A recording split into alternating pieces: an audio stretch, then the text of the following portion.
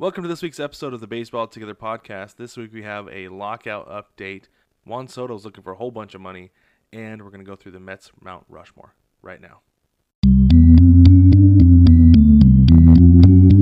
9 Plus Us presents the Baseball Together podcast with your hosts, Blackjack Brad and Kansas City Little Big Briggy Blue Eyes. And now, Baseball Together. Welcome to another episode of the Baseball Together podcast. I am back, and I am Brad. And as usual, I'm joined by our guy, Brig. Welcome, Brig. How are you today? Suh. I heard the kids say that recently. I don't even know what that means. What's up, baseball family? We're rocking it old school today. We are, yeah. No video today because we had some technical difficulties. We're kind of going on a whim and a prayer here that this is going to actually work for us because this is not a setup we've done in a while, right? Correct. It's been a long time. Yeah, it's been a long time, but it's like 100 episodes or so. But it'll be awesome. It'll be great. I'm very excited about it. It'll be fantastic. But hey, Brig, let's go ahead and get started because we have a lot to get into this week as far as the lockout goes. Some good, some bad, some ugly. Here we go. Hold on. Okay, we have to pause. We say that every week. Have you noticed? We're like, we have to get into this because we have a lot to talk about. And it's getting a little bit tiring, at least on this end. It is getting tiring, you're right. And I know everybody else is feeling that way, but my goodness, these people have got to figure it out. You're right. Okay, let's get in the lockout because there is legitimately some to talk about here, Brig. No, I know, yeah. So much. Okay. And I continue to be amazed that there is so much to talk about despite inactivity, right? I know. Me too. But anyway, so the MLB, PA and MLB met last week again as they were supposed to. However, the meeting only lasted 15 minutes. 15 whole minutes, Brig. Man, that's only enough time to eat a Kit Kat bar. Oh, I was thinking I'd take dumps longer than that. Like, man. 15 minutes is like nothing. That is no time at all. If I tell Wilson, like, if he's sitting there watching a YouTube video or of whatever channel he's on, I say, hey, 15 minutes. He's like, oh, only 15 minutes. Like, that's not even enough time to get through his episode that he's watching. Right. Like, that's insane. That is no time at all. I want to know what is happening. Are they just checking the box? This feels like they walk in, they grab a cup of coffee, they do some networking. Somebody says, all right, everybody take your seats. We're going to get started 40 minutes into this, right? So this has probably been 40 minutes of meet and greet. Let's say 30. Give them a break. Okay, so they get 30 minutes to meet and greet and grab a cup of coffee. Everybody pulls up their chair. They open their folios. And then what happens? Like, what is going on? I can't imagine being so upset after 15 minutes that you're just like, no, I'm done. I'm out of here.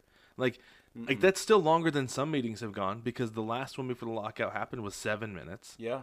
Before they're like, no, done. Peace out. Like, I can't imagine being so upset after 7 minutes or 15 minutes that you have to leave. I mean, I agree with you. So this is what I think.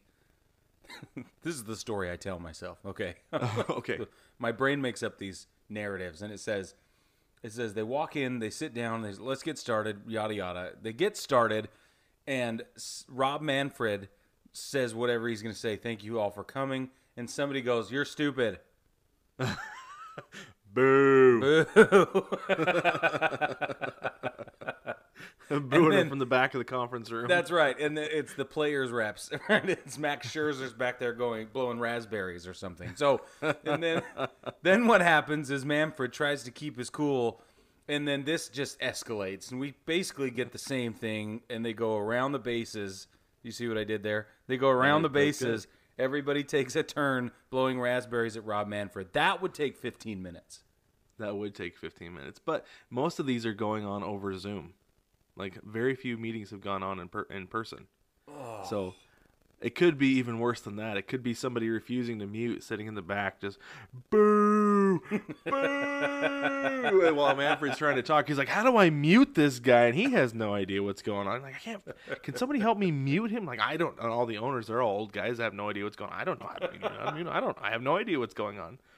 And it's just, It just like you said, Max Scherzer sitting in the back booing the whole time because he knows they can't mute him or kick him out of the Zoom meeting. That they can't kick him out. Oh, that would be. Can you imagine if they kicked out a player rep from the CBA negotiations? It would be pandemonium. And so you wonder, like, what are these people getting away with because they know they can? I don't know. Yeah, I don't know. And that might be why it only lasts 15 minutes. You might be right. Could be onto something there, Brig. I don't know. But it's just fun to think about it that way. Yeah, it is. But one of the results of this meeting only going 15 minutes was that MLB came out and officially postponed spring training games until at least March 5th.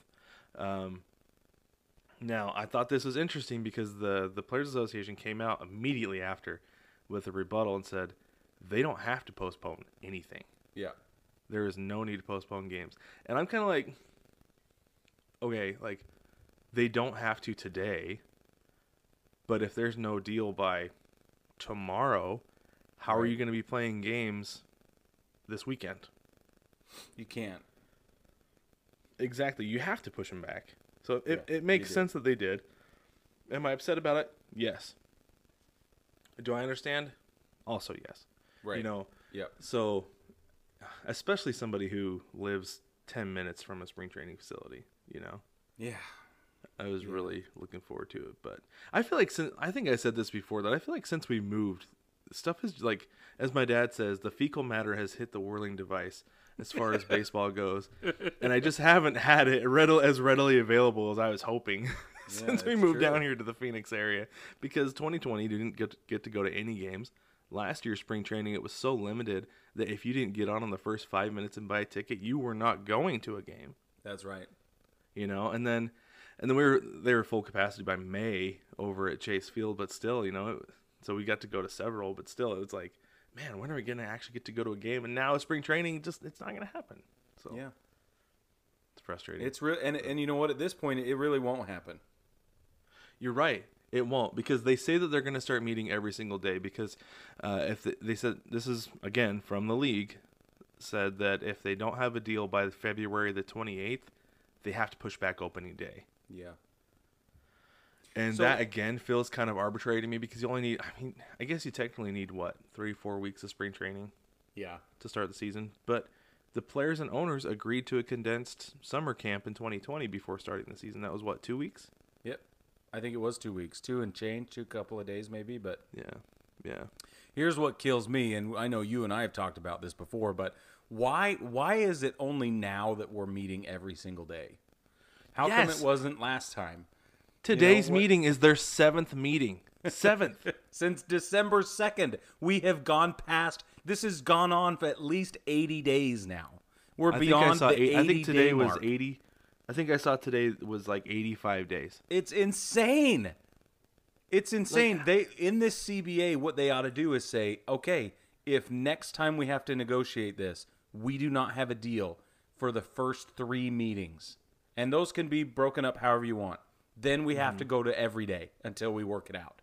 They should. I agree. And you cannot call in a federal mediator. If you say you're going to bring in a proposal, you have to bring it in, and not bail on it. Yeah. Because I honestly, Brig, I feel like the owners are just filibustering this entire time. That's all this is. They're just like, you know what?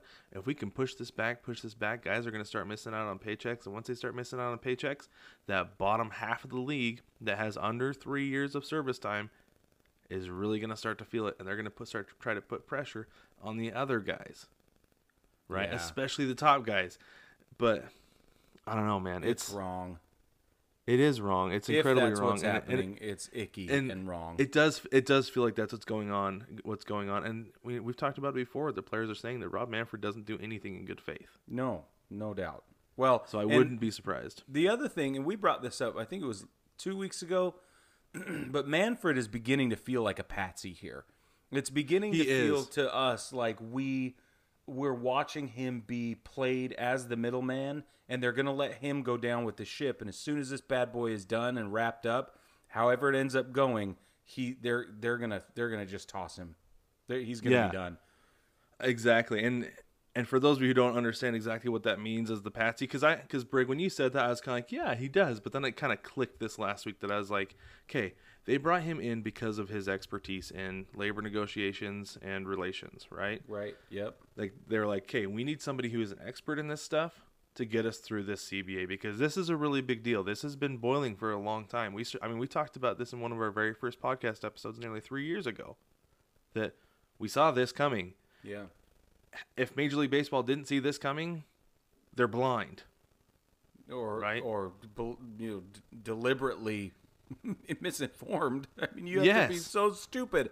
This is their full-time job. This is their livelihood. For many of them, this is their legacy. I do not understand a world where these people do not care about the outcome of this, to the point where they're unwilling to play ball at all. Mm-hmm. I don't get it. It makes no sense to me. Yeah. Yeah, so then Brig and I have basically decided that, like, they've seen the negative impact that Rob Manfred has had on the league, and I'll go on that in just a little bit, because there's some stuff there too. Yeah. As far as that evidence goes, but once this is all over, they're like, okay, you're not good for the league. You got us through the CBA. You're gone. Yeah. And the league will be better for it. Like, Yep. I'll be the first to admit it. But the fact that, like, this is the only reason he's here and we've had to deal with this for this long, like, keep him as an advisor.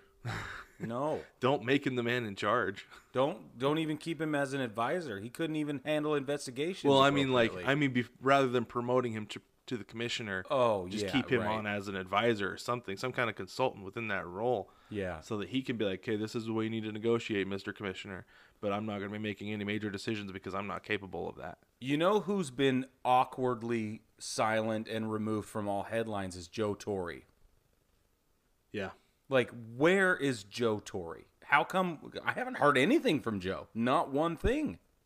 I was hoping he'd be a voice of reason in all this, but they might not want to hear from him because he's a former player. Or they might not want to hear from him because they're ready to saddle him up as soon as Rob is gone. And what they're going to do is they're going to say, let's bring in somebody you people trust. Former player, former manager, wildly successful, was involved in the years when a lot of this stuff was being negotiated pretty roughly. And here's what we're going to do to make peace. That's probably what the owners are thinking. I wouldn't be surprised. Could be, yeah. But so this is something I alluded at just a minute ago. It's that Brig and I, baseball family, I'm talking to the audience here real quick, Brig. We were curious about the value of Major League Baseball teams since Rob Manfred took over, and then wanted to compare that to the value of NFL and NBA teams as well. So I did some searching online. I found this website called Statistica broke it down pretty simply with some graphs. And as somebody who took calculus 3 times and still doesn't super understand it, this actually made sense to me. So I was actually able to make sense of what was going on here. So what we see, though, is that if you look at the line that's drawn as far as like the value of the teams, everybody took a bump in 2016. Everybody bumped up across all the leagues. But what we see with the NBA and the NFL is that they're continuing to see basically exponential growth, right, Brig? I mean, From what I saw, is that if you draw that line, it's going to continue to go up towards the top of the paper. The problem that we have is that since Rob Manfred has taken over, we're starting to see a little bit of a plateau. It's more of a hilltop with Major League Baseball. That it's still going up. Those teams are still growing in value. And Brig, you talked about this last week, that yes, the value of the teams are going up. Rob Manfred says it's better to put your money in the stock market. Oh my God! While that's not necessarily true today, it might be next year because it's starting to plateau a little bit. That instead of going up, it's starting to flatten out at the top, and that's the problem baseball has, and we've seen that since Rob Manfred has taken over, and his inability to get the season going during the pandemic when it could have just been like, everybody's starved for sports, let's just have baseball on. Instead, we're still watching Korean baseball while Major League Baseball is trying to figure out what they need to do to get the season started. Yep. And then the NBA started up before that. So, it's been problems. And I've taken a week and a half off of talking in front of a mic, Brig, in case you didn't notice. Yeah. Let me jump in here, Brad, and tell you that you're not wrong, and we're all upset, just to back you up on that. Because it's becoming truly worrisome. I mean, the longer we go without baseball in the backyard, right? The worse it's going to be on the sport, on the economy of baseball, all the way down the line. And we're going to start losing fans at every generational gap. It doesn't. It's going to not matter very quickly if they don't pull this thing together. Except for the one redeeming factor here is minor league baseball. And I cannot stress that enough. Baseball family, you have got to go out to your minor league baseball teams this year and support those people because they're not going to let you down, and we can't let them down either. That's my public service announcement. And same thing with your college baseball teams, too. Yeah, go watch college ball. Yeah, it's going on right now. They had opening day this last weekend, and it was fun to watch some of that stuff. It's a good time. But man, you were talking about the economics supporting baseball. This is the last thing I have on this is that my wife and I were talking about this the other day, and she's like, those restaurants over around where the Mariners and Padres play spring training at the Peoria Sports Complex. She's like, they're empty. Yeah, the hotels are empty. Like, that's a big deal. Some of those restaurants, especially some of the small vendors like the food trucks and stuff, they make a year's worth of revenue in a month and a half during spring training games, and they're not getting any of that right now. Yeah, no doubt. That's a really big deal. And for these billionaires to claim being too poor to pay their baseball players, like, I'm sorry, but you got to think about other people besides like your penny pinching and stinginess, because you bought into this thing to begin with. And I understand you can't just toss your money around and stay rich, but at the same time, though, like, you made a commitment to a lot of people, and you're not fulfilling that to anybody. That's the issue. That's, like, the big issue I'm having here. Yeah, I agree with you. It feels so selfish. Mm-hmm. And I know it's theirs, right? They can do whatever they want with it. I got it. But there has to be a level of stewardship involved. There just does. Yeah. It goes beyond responsibility. It's not responsibility anymore. It's stewardship. Like, it's the same with tanking. That's not stewarding your responsibility. That's not stewarding your ball club. And it's just really upsetting that they're not taking a larger stance on this. And I want to know what is going on in the minds of the owners. Large market, small market, even middle market teams. Like, they probably all have certain things that they're unified on and other things that they're not, right? Like, what is Arizona saying that this agrees with what's going on in New York? And what things are bringing them together and they all agree on? I don't know. I want to know these things. Mm-hmm. Yeah. Yep, it is a problem. But I will say this, the last thing here, it only takes 22 owners, 22 owners, because there's not 32 owners. Right, I was like, what?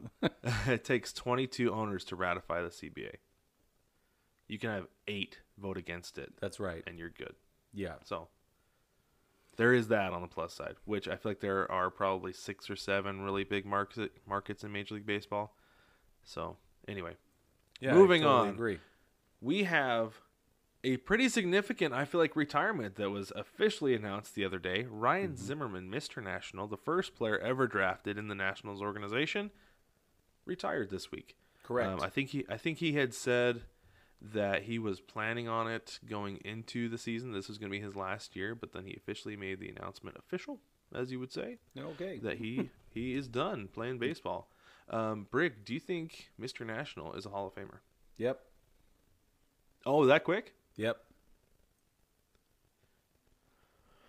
I don't know. He's only got 2 All-Star games, All-Star appearances. Yeah. Never finished top 10 MVP. He did have a significant role on that team that won in 2019. I'll give him that. Yep. But he was also, like, mostly what that was is veteran leadership, right? Yeah. That he was the rock in the clubhouse. You're right, it doesn't, because we talked a lot about X Factor intangibles. X Factor, yeah. He does have a Gold Glove, 2 Silver Sluggers. I'd put him in the Hall of Very Good. I wouldn't put him in the Hall of Fame. How's that? Yeah, he's gonna get in though. You think he's actually, like, legitimately gonna get in? Yeah, he's gonna get into the Hall of Fame. Yeah. It might be the Culture Club, but he's getting in. It might be the 9th or 10th year on his ballot eligibility, but he's going to get in. This dude's going to the Hall of Fame. His Honestly, career so WAR is 40.1. yeah, but he played for 15 years. 16. And this is my thing. 16 years, sorry. This is my thing though, is that if they had had him go through their minor league system even a year, he probably would have been better than he was even. Yeah. He was drafted and went straight to the big club. Yep, and he played 20 games that season in 2005.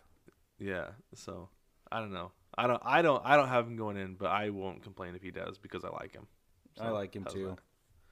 Very good. Excellent. We have another potential future Hall of Famer chiming in on something. This is not necessarily baseball related, only kind of. But Josh Donaldson says that Major League Baseball has the only legitimate All-Star game among the 4 major sports in North America. I can't say I disagree with him, even though like legitimate, like it's all relative, right? Yeah. Well, he did call out the NHL.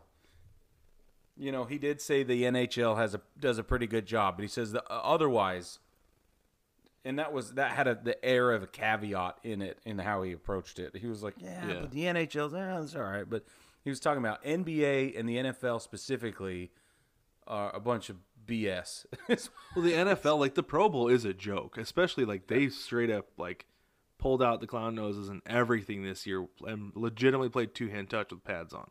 Yeah. Like there was a dude who got touched and the referees blew the whistle. Yep. So, and there were a lot of people who were really upset about that. And I stopped watching the Pro Bowl for a long time, like a long time ago. Yeah, I think, years. Yeah. I think that the final nail in the coffin for me was when Jeff Saturday came out and switched teams for a play. Oh yeah. It's like you're not even pretending now. Like you got to at least pretend. Well, I love Jeff Saturday. I love Peyton Manning. Yeah. What's that? I like the skills competitions and everything leading up to it, like the festivities and the carnival atmosphere and stuff like that around the Pro Bowl. Yes. Is pretty cool. And I think they, as far as production value goes, they do a good job. And they give that to the audience that can't be there in person as best they can, and that they do a good job with. But you're right. As far as the game is concerned, it's just total buffoonery. Buffoonery is the perfect way to describe it. I think baseball needs to tap more into the skills competition stuff, though. Like just having the home run derby. Like I love the home run derby. Don't get me wrong. We talk about this all the time. But at the same time, like let guys show off some of their defensive ability. Have the pitchers go out there and don't have them throw as hard as they can, but have them throw like tic-tac-toe or something in the strike zone. Accuracy competitions, yes. Yeah, and have outfielders throw into a bucket from the outfield. Like that stuff would be truly impressive because I feel like there are a lot of armchair managers or outfielders who would be like, "Oh, dang, I can't do that." Right. Yep. I agree with you. And was it Josh? Might have been Josh Donaldson or somebody else. I think it was Josh Donaldson. In the same storyline, the same thread he tweeted, he said that the gravity is the only defense in the NBA All-Star game. Seriously though. So Brig. So I had a couple free bets on DraftKings this weekend. So I was like, okay, like where do I want to put them? I was looking around, and I ended up putting money on some money on the 3-point contest because I was like, that's the only legitimate thing of NBA All-Star Weekend. The dunk contest is completely suggestive, and I almost put money on the over/under on the actual game. It was like, I want to say it was over/under 263.5. So if they scored a total it was like 323 is over under 323.5. So if they scored over 324 or more, then I would have won on the over. 323 or less, I would have won if I chose the under. So I was looking at that. I was like, honestly, it's so unpredictable that there is no way for me to know. And Brig, they scored 323 total points in that game. It was unreal. How did they get that spot on in a game where gravity is literally the only defense and Steph Curry's out there scoring 50 some odd points? Yeah, exactly. It was unreal. I couldn't believe it. I saw the final score last night and cracked up. It was so funny. That's really funny. Also, everything you said was just like gambling, numbers. And we'll get there. I know. That's why I'm. I wonder how many other people in our baseball family have no idea what you said. Over, under, and plus and minus, and this many 320 what? I don't know. Yeah, maybe. I don't know. Anyway. Okay, we have a couple more things here, Brig. Yeah, so first off, Juan Soto, it came out before the lockout, turned down a bag of money, $350 million over 13 years. Not only is that a bunch of money, that is a long time. Guys are looking for long-term deals because it gives them security. Right. Whether he's going to be playing with the Nats or somebody else in 10 years, he has a contract for 13 years, which I can appreciate as somebody who has done contract work for a year, right? Yeah, yes. like, yeah, dude, get the security because that's what you want. But he turned it down. He did. Turned it down. And said he's looking for $500 million. Now, he is represented by our friend Scotty B. Yeah. So, of course, he's looking for more money than Mike Trout. Yeah. But, Brig, would you give Juan Soto $500 million? I have to qualify my answer. Okay. Because I have a yes and a no scenario. Okay. Currently, if I'm the Yankees, absolutely not. If I was able to offload Giancarlo Stanton, then yeah, I probably would. Yeah. That is a fantastic caveat. Okay. So I have one with mine as well. Ooh. $500 million over 13 years. No. I would not. But at 23 years old currently, if he says I want $500 million over 15 years, yeah, I'll do it.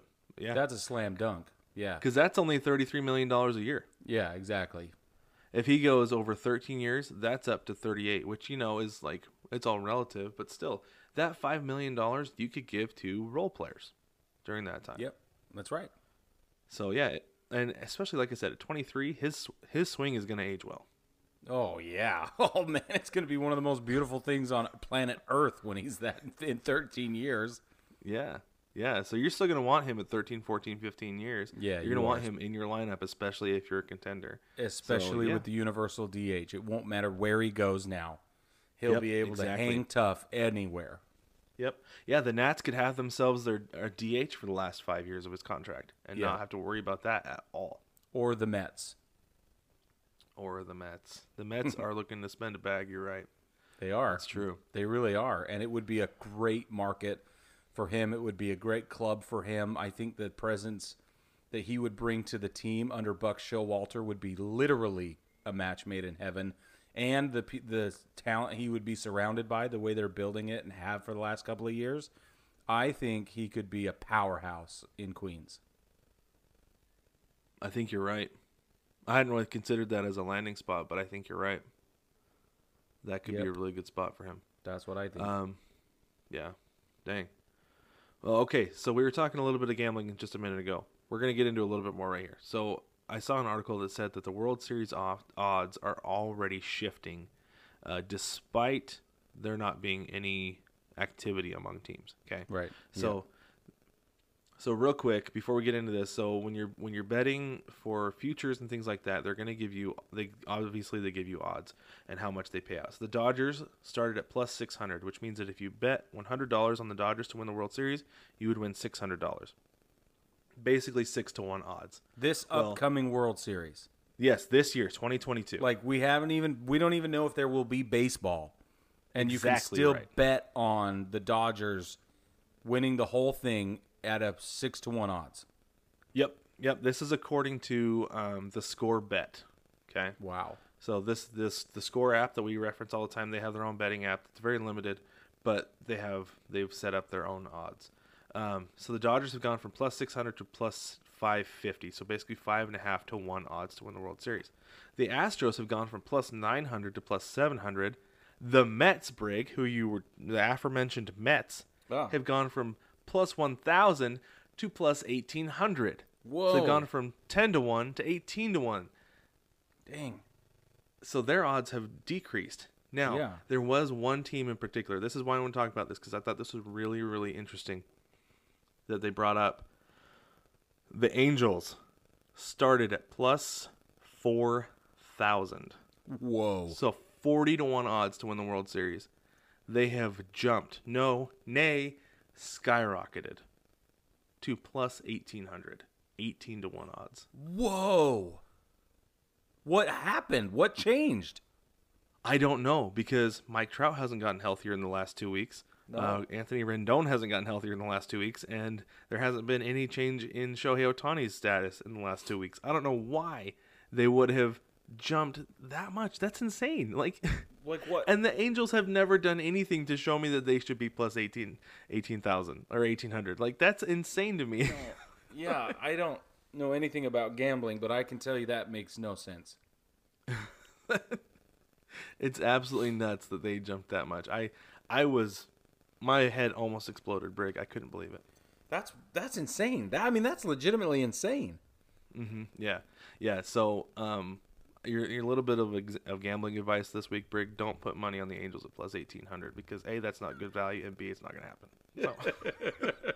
Thanks, And with Brad. that, baseball family, let's take a quick break. When we come back, we are going to go through our New York Mets Mount Rushmores. The Not Another Sports Podcast is the home of sports talk for everyone. Every other week, you can catch David and Jason as they talk about all things sports, from current events to classic moments and everything in between. You can find the Not Another Sports Podcast on Anchor.fm, Spotify, Apple Podcasts, Stitcher, Podcast Addict, and more. Please don't forget to subscribe, rate, and review.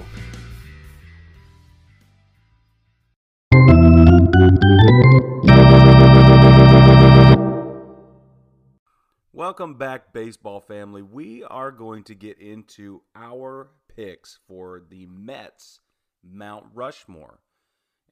And it's a little bit interesting because this is something we brought up a little bit in the previous segment. Not by plan, it just kind of happened. We are going to talk about who we believe you cannot leave off the list when discussing the franchise, the New York Mets. So, baseball family, before we get into our picks, I have to lead with a few statisticals for you. The New York Mets have been around for 60 seasons. 1962 was their inaugural season. They continue to play today.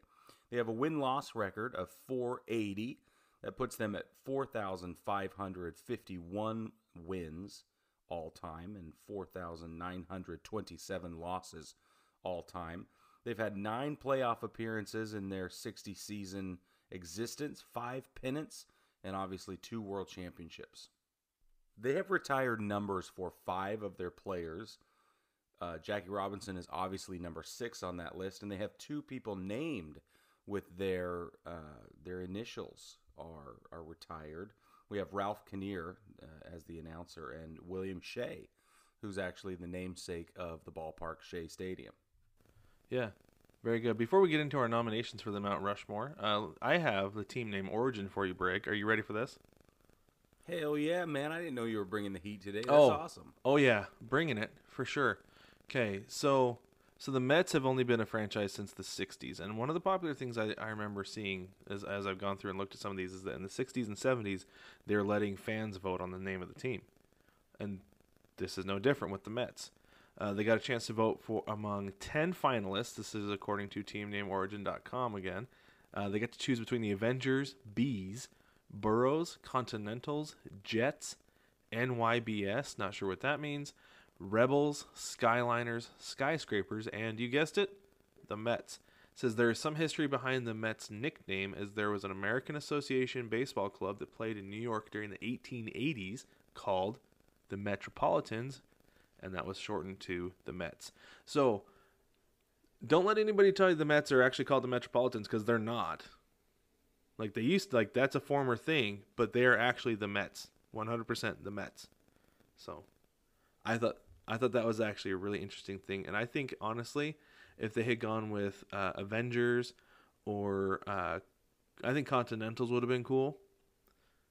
I'd have been completely satisfied with those. And something real quick, Brig, before we move on. The Jets is really interesting to me as well. Because if So if you think about it, New York fan bases are broken into like two groups altogether, right? As far as baseball, football, and hockey. Because I feel like on one side, you've got your Yankee fans, your Giants fans, and your Rangers fans. And then on the other side, you've got your Mets fans, Jets fans, and Islanders fans. Right? So it would have been interesting to have the Mets be called the Jets because of associated Jets fandom. I don't know. That was interesting to me. But That's cool, man. I like that a lot. all right, let's go ahead and get into it. Do you want to lead us off here, Brig? Yeah, sure, dude. I'd love to. All right, who you got? So this is a tiered list for me. And Baseball Family, just a reminder, Brad and I don't collaborate on this at all. We don't share any of our picks back-to-back. We often overlap on a number of things. But so I'm going to get into this. This is a ranked list for me. Usually I don't do that. Okay, so I'm going to talk about a guy who is a 7-time All-Star, 2-time Silver Slugger Award winner, 2-time Gold Glover, nicknamed Captain America or D-Dub. The guy's got a 49.2 career WAR, and his slash line is impressive as well. He's got a 296 batting average, just to get that one out of the way. But I'm going to go with third baseman David Wright. Actually, that's he's going to be my number one pick. Played all Solid choice. He was actually my runner-up. Oh, no way! That's Yeah, awesome. yep. I actually was a huge David Wright fan when he was playing. I really liked him a lot. Yeah, very He cool. was fun to watch. 14 seasons with in the bigs, and all of them with the New York Mets organization. So, for me, that kind of longevity goes a long way, and I really appreciate franchise guys. Always have.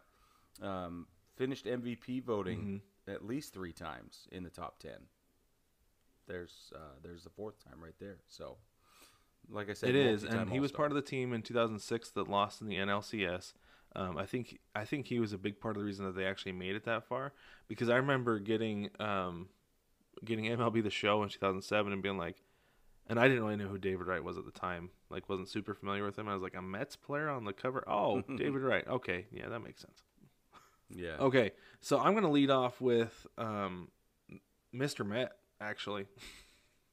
The mascot. You shut up right now. Are you serious? I am serious. No. But the Brad's mascot. making a mockery of the whole thing. I'm putting the mascot on Mount Rushmore because there are very few mascots that are as recognizable as Mr. Met, the Fanatic, and I don't know, you name anybody else that like you go to the stadium like I got to get a picture with the mascot. Okay, right? that's true. Mr. Met for me would be one of them. So, I mean, it's really that simple. Is that literally they could make the logo for the team Mr. Met, and I don't think anybody would be upset about it. It's a hot take, Brad. So, Pretty hot take. yeah, I got Mr. Met. I love that you did that, though. I'm against it, but I love it. Confused and proud of you all at the same time. Baseball Family, what do you think? Is this ridiculous? Or are you completely on board with this?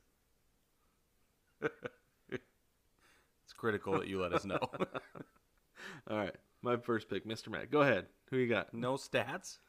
You don't need stats. Mr. Met is an icon. He is an American treasure.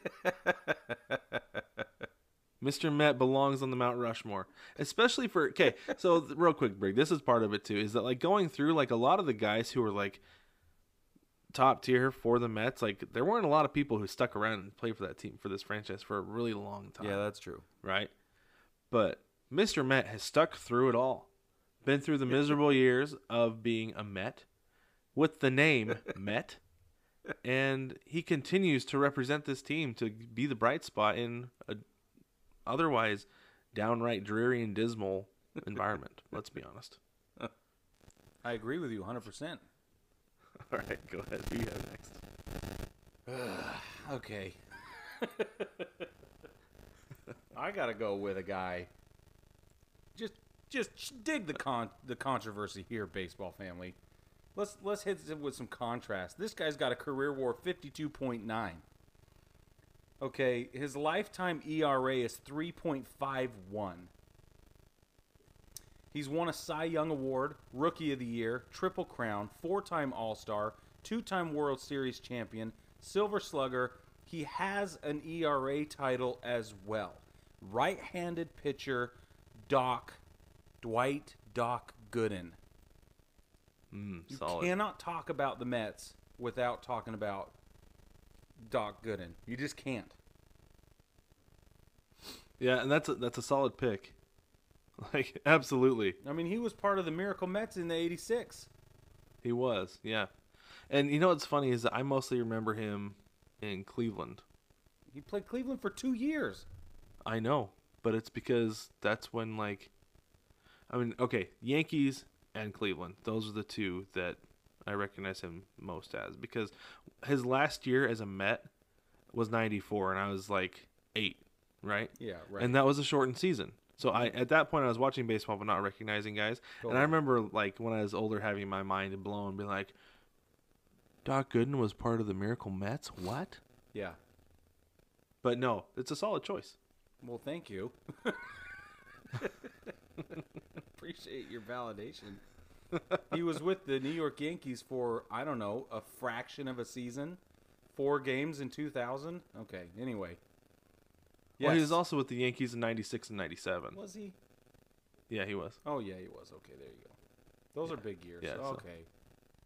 Yeah. So I remember I remember him pitching in the World Series in 96. Yeah. Yep. You're right about that. So, and the thing that's funny is my dad was like, he's not as good as he used to be. Like, oh, really? I mean, the dude was on rocket fire. He was. Absolutely. Yeah. His 1985 ERA was 1.53. He had 24 wins that year. Mm-hmm. Yeah, and that was a 16 Cy complete Young. games. The year after he complete won, yeah. games. Oh, So he won the Rookie of the Year, and then he won the Cy Young the very next year. Yeah. Yeah. That's the thing is that, man, if we need to get into doing our what if episodes, Brig, because, like, Doc Gooden would be a what if he hadn't been introduced to cocaine, agreed. right? Yeah. Like, yeah, because those beginning Mets years were unreal, and Same then it with- just kind of tailed. Same with Darryl Strawberry. Yeah. Yep. Exactly. All right. Exactly right. Who's next on your list? All right, this might be a little bit controversial. I don't know how much so, but I'm going to actually go with a current player who is one of my favorite guys to watch. Oh no. Yeah, I'm doing it, Brig. I'm doing it. I know you are. So this guy was.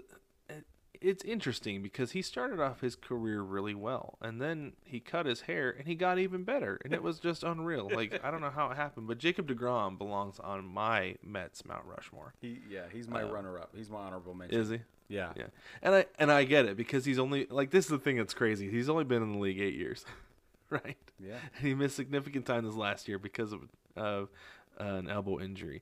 But, like, in 15 starts, he had a 1.08 ERA. In 2018, he led the league with a 1.7 ERA, and he started 32 games. And even better, he only had a 10-9 record. Yeah. No doubt. Because those Mets were so bad. No. But he won the Cy Young in 2019 as well, the 2.43 ERA, again, 32 starts. And he led the league at 255 strikeouts. 2020, he led everybody in with 104. He probably would have led the league again this year if he hadn't gotten injured because he was just blowing everybody away. It's like the dude is insane. He's throwing 103, and then he's throwing, a wipeout slider that's coming in at 93. It's like, how do you even hit that? That he was down in the minor leagues for, this is one of my favorite things from this last year. He was down in the minors for a rehab assignment, right? Yeah. And I think it was the Jacksonville Jumbo Shrimp? They tweeted out, Jacob deGrom is down for a rehab assignment. Please send help. That's awesome. Like, yeah, you're gonna need it. Surprised he didn't strike out 15 over 5 innings, but That's exactly right. faced the minimum. Yep. Well, and I think I'm doing some research off the cuff right now, really fast. But they're winning back-to-back Cy Young awards is not a common occurrence, obviously. So we've got Right. he fits under this he fits into this group. It's obviously Jacob deGrom. Max Scherzer did it in 16 and 17. Clayton Kershaw did it in 13 and 14. Tim Lincecum, for the Giants. Did it in 08 and 09. Randy Johnson, the D-backs, 99, and then 2002. I don't know what the gap is there, but I guess he had them back-to-back. Pedro Martinez, Roger Clemens. Sometimes we don't talk about him. Greg Maddux, we talk about him a lot. Jim Palmer. I mean, this is a huge list of incredible players. Denny McClain, Sandy Koufax. That's it. That's the whole list. Mm-hmm. Yeah. That's pretty amazing. Well, and I did fail to mention he has won a rookie. He did win Rookie of the Year as well. Yeah. So and he's the guy. Anytime you're like, well, can a pitcher win an MVP, or should we just put the pitchers in our own group because of Cy Young? Because should a pitcher be able to win the MVP? And it's because of Jacob deGrom we have that conversation. Yep, I agree with you, and I think they should be able to win MVP. I think they should too. If somebody's as dominant as he is, he ought to be able to win all the awards. Yep. Yeah, I think that's great. I love it. Like I said, he was my runner-up. Yeah, and I get like maybe why you didn't put him on there because, like I said, he's only been in the league for 8 years. He's got several years left to go. He's only in this will be his age 34 season. Yeah. And I'd like to see him pitch for another 6 years or so, but I just don't know if the elbow's going to hold up. Yeah. But anywho, let's take a quick break. When we get back, we're going to finish up our Mount Rushmores.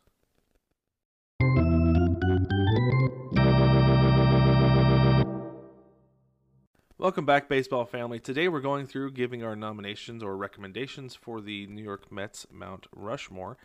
Brig has given 2. I have given 2, although one was apparently extremely controversial.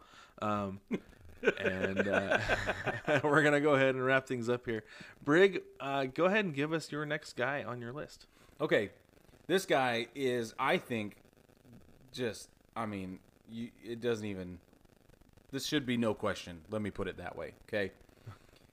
Career WAR, 59.5. Batting average career was 308. With a grand, and this is my favorite statistic of his, a grand total career stolen bases, 17. That's my favorite. Okay. All-Star MVP, 12-time All-Star appearance in his 16 seasons in the league. He won the Rookie of the Year. He won a Silver Slugger 10 times.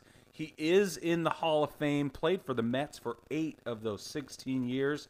None other than arguably the greatest catcher of all time, Mike Piazza. That's a good choice. I almost went with Piazza, I'll be honest with you. I came really close. He's certainly the most offensively dominant catcher probably ever. In the history. You might have to compare him with like Johnny Bench. That's what I'm saying. Like, that's it, though. Or even like maybe Yogi Berra, but that's a completely different era. So totally different. But Johnny Bench is the only other comparison we can come up with. Yes, and Mike Piazza is like the poster child for never give up, right? Yeah. Like, I feel like we can't talk about him without saying that he went in the 62nd round. Yeah, 62nd round in the draft, and then won the Rookie of the Year. Yeah. And now he's in the Hall of Fame. And so the reason I love that I get to include him on this list is because the Mets, the entire organization feels like Mike's career. There are flashes of brilliance. And you're like, oh my, what is happening? This is so fun, so exciting. And there's the perennial underdog. And when they win, it's huge. And everybody's rooting for them. They've got this blue-collar underdog thing all about them all the time, especially if you look into that 86 Miracle Mets situation. So fun, because that's all it was. Party animals, wild and crazy, and somehow they made it onto the field and could stand up. You know what I mean? Not just play baseball, not just win ball games, but just stand up alone was incredible. And so Mike Piazza, he just has this blue-collar work ethic. He's got this kind of underdog thing floating around him, even though he's no business being an underdog. He just started there and never left. And he was just kind of like the players' champ, or the people's champ, for a long time. And so that's why I love him. He just represents everything I think the Mets represent when they're really good. I think that's a perfect choice. Have you seen, I'm sure you've seen it, but the video of Robin Ventura doing an impression of Mike Piazza during a rain delay. Yes, it's amazing. If you haven't seen it, maybe we'll put a link to the tweet because it's circulated regularly. It's fantastic, and I love it. I watch it every single time I come across it because he does such a great job. It's not even exaggerated that much. No, it's not. It's so good. It's so funny. I love every last second of it. Okay, Brad, who's your next on your list? All right, my next one is actually a guy who was the top player on the Mets for several years running. He was actually one of the best players in the Miracle Mets. He was considered the best player on the team in 86, 84, and 83 as well. This guy is Keith Hernandez. Ooh. So the fact that you've got a guy who plays such a significant role on a team that wins a World Series is going to be a big thing with me. And yes, Dwight Gooden was the top player on the 85 Mets. There is no debating that at all. But Keith Hernandez also put together the best years of his career when he was with the Mets. He played the second half of his career there, despite outside of 1990 finishing out his career with the Indians. But he was a 3-time All-Star with the Mets. He was a runner-up MVP in 84, finished 8th in 85, and finished 4th in 86. He has 3 Gold Gloves in those 3 years, plus 2 more, so 5 total with the Mets, plus a Silver Slugger. He did lead the league in strikeouts in 86, but he also put together a .310 batting average, so I'm willing to forgive some strikeouts for that.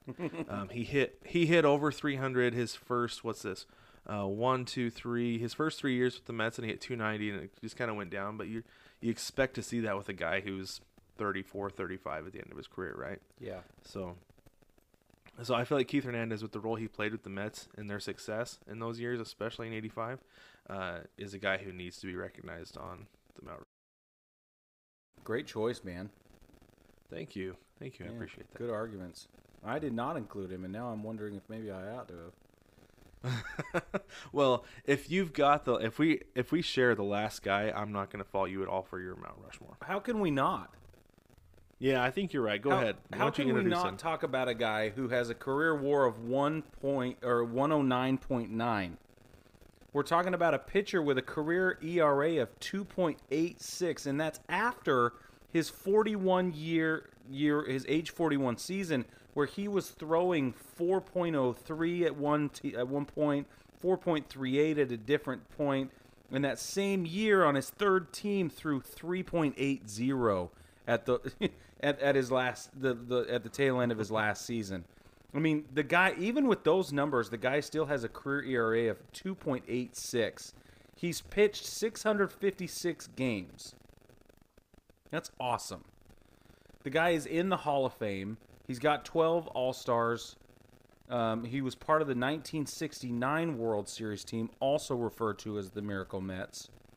He's a 3-time ERA title winner, 3-time Cy Young Award winner, and he won Rookie of the Year when he was 22 years old in 1967. This is Tom Seaver. Is that your guy? Mm-hmm. It's my guy. Yes. And one of the other things, too, that I love about Tom Seaver is he is the reason that Tom Brady is not allowed to trademark the term Tom Terrific. That's right. Because Tom Seaver is Tom Terrific. Yep. But, yeah, led the league in ERA 3 times, strikeouts 1, 2, 3, 4, 5 times, all with the Mets. Yeah, 20-year career, played 12 years with the Mets. It's awesome. Yes, and he's another guy. So he played his last year, the year I was born.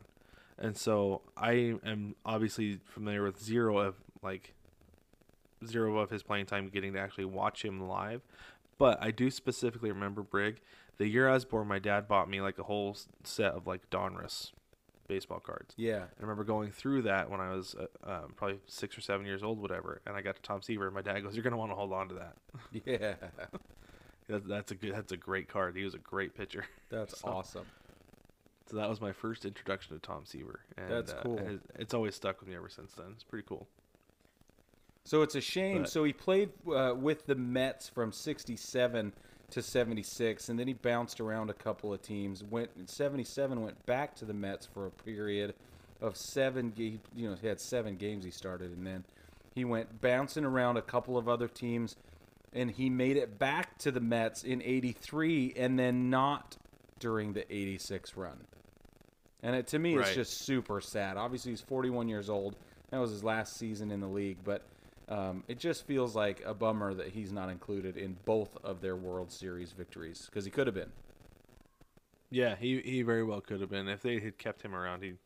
And I'm sure that fans would have loved to have him just like even in the bullpen, just as an emergency guy. I don't know, but have him on the roster somewhere to make that World Series run would have been awesome. Yeah, but yeah, totally cool. But no, Tom Seaver is undeniably the number 1 pick for me, and that's why I said it's tiered. Like you can't talk about the Mets without talking about Tom Seaver.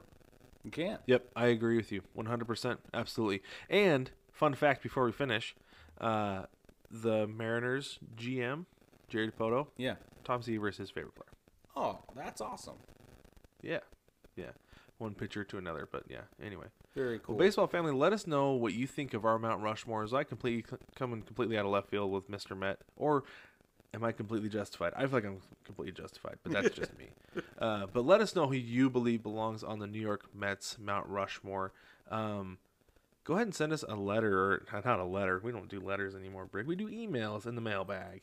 You can submit that by going to baseballtogether.com and clicking the link in the navigation, submit to mailbag, or the link in our link tree in the description. It's in there along with all the other links you need to see as far as social media and things like that go. Yeah, baseball family, don't forget to jump on the shop at 9plusus.com. That's NINEPLUSUS.com.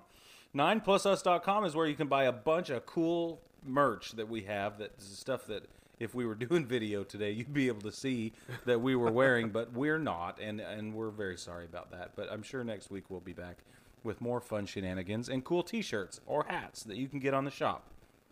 So don't forget to jump on there and do that. Yeah, I recently got myself a new Perfect T-shirt. And dare I say, Brig, it is indeed perfect. Oh. I love it. It's fantastic. Nailed it. But baseball family, don't forget to like, subscribe, rate, and review. Let us know what you think of the podcast. Let us know how we're doing. We're always welcome to feedback because we want to make sure that we're giving you the best podcast that you can listen to or watch on YouTube, however you prefer. But baseball family, again, thank you so much for joining us. We appreciate your listenership and your support, and we will catch you next week.